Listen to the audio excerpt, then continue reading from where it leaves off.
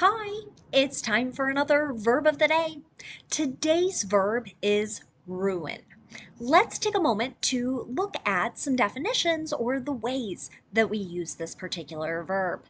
The first way you might hear ruin used is to mean to reduce some structure to a state of decay, collapse, or disintegration. So here, with structure, we're talking about a building, some kind of object, and you're sort of maybe imagining this thing falling in on itself, not being usable anymore. So it's collapsing, it's falling apart. That might be another way to think of that first definition. A second way you'll hear ruin used is to mean to cause tremendous damage or harm that cannot be repaired or fixed. Now, I feel like in various TV shows, movies, particularly those that connect to holidays and kind of big events, you might hear someone saying, "You're ruining this particular event," or "You're ruining this day. You're causing so much damage and harm. There's nothing we can do to make it better." A third way you might hear the verb ruin used is to mean to have a disastrous effect on someone or something. So, this third definition, I would say, is connected to our second one. Damage, harm, some really bad impact on something. A fourth way you might hear ruin used is to mean to reduce someone to a state of poverty. So, here, this fourth definition, we're talking about money and the fact that someone is being forced into the state of being poor. So maybe there's been a bad investment. Somehow this individual has lost a tremendous amount of money. We can use this verb to describe those situations. You should know that ruin is a regular verb. To make the progressive form of this verb, all I need to do is add ing to form ruining. The past tense and participle forms of this verb can be made by adding ed. Our base verb, ruin, ends in a voiced N sound. So our past tense ending is going to make a D sound. It should sound like this: ruined, ruined. Okay. Now, you might be happy to know we don't have additional phrasal verbs that we need to study, so we'll focus on using our verb of the day in a couple different verb tenses. Today, let's practice the simple past tense and the past perfect. We'll start with the simple past tense. We use this verb tense to talk about a completed action that occurred at some known point in the past. Sometimes you're going to see time signals like yesterday, last week, a particular date in the past. But not every simple past tense sentence is going to have a time signal. It might be implied as part of a conversation or as part of a longer passage that you're reading. The nice thing about the simple past tense is that our structure is going to stay the same no matter what our subject is. So in the affirmative, we'll start with our subject, and then we're going to have that ed form of our verb. Here's an example sentence. The kids ruin their clothing by playing in the mud. Right? So perhaps this sentence is suggesting that no matter how many times we wash these clothes, there are still going to be stains from playing in these dirty conditions. Now, if you want to make a negative sentence in the simple past tense, what we're going to do is have our subject, then did not, and then the base verb. Notice I'm not using the ed form here in the negative. Here's another example sentence. That play didn't ruin the game. Okay. Sometimes you're going to hear ruin used in connection to sports. And maybe in this sentence here, we're talking about a situation somebody maybe made a mistake, allowed something to happen. And here, someone's suggesting, well, maybe that's not why we lost. There were probably a series of events that led to a team losing.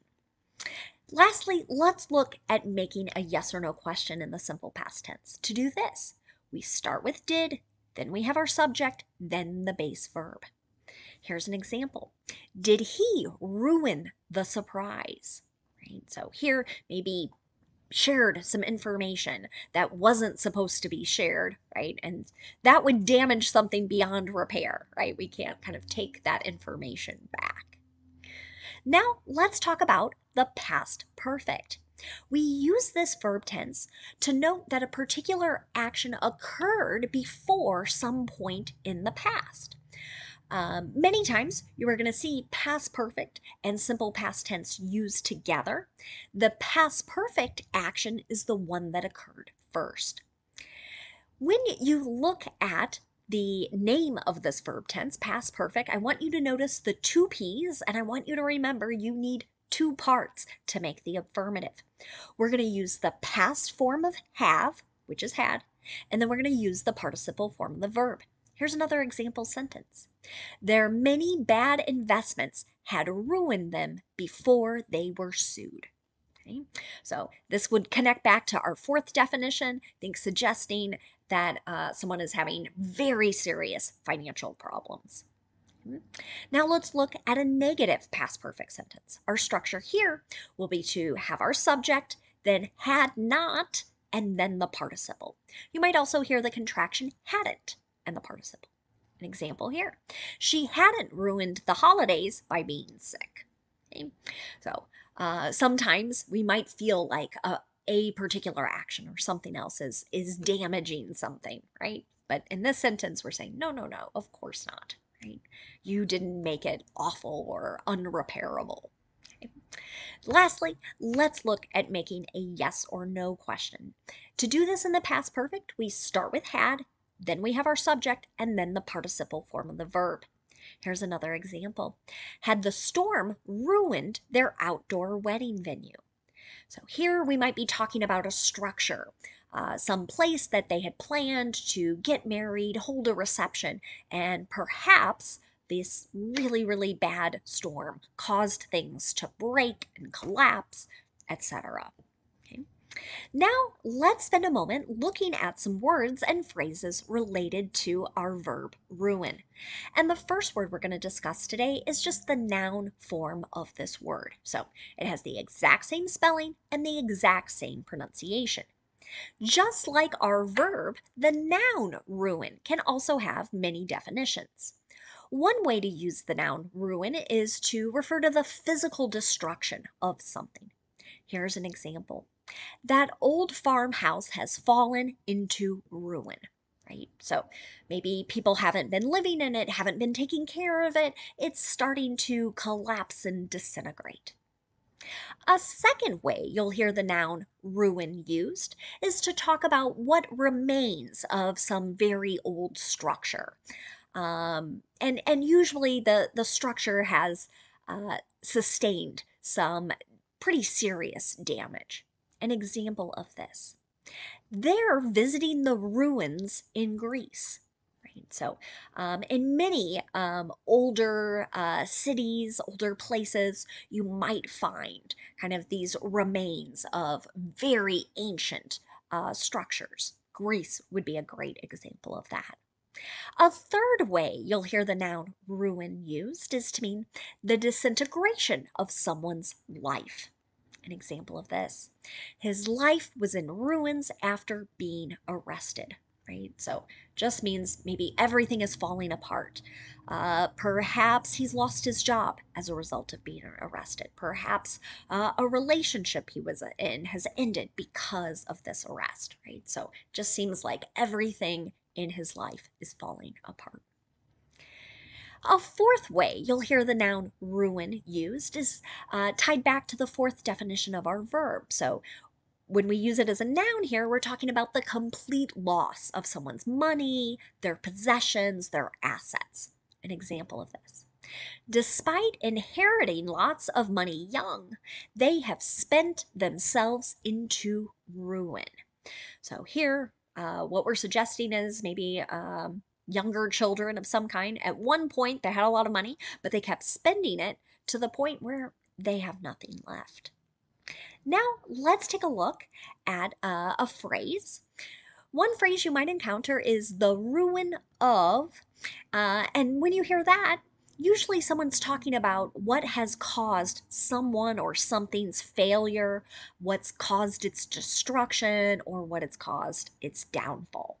An example of this, I feel like I've heard different politicians say things like this: these new policies will be the ruin of our country, right? So they're saying these policies, usually passed by kind of an opposing party, are destroying the country, right? That's what's being suggested in that example sentence. Another phrase you might hear is in ruins. So, generally, we're talking about a state of disorder, a state where things are falling apart, they're disintegrating. An example of this: in 1930, the US economy was in ruins. So, here, if you're not familiar with that, a little bit of US history. The Great Depression was ongoing. There had been a huge drop in the stock market. People tried to take all of their money out of banks, but eventually there wasn't enough cash. Many families suffered. There wasn't enough food, lots and lots of problems. So you might see while I picked this particular point in time to describe complete disorder and disintegration. Thanks so much for watching today's video. I hope you have a great day.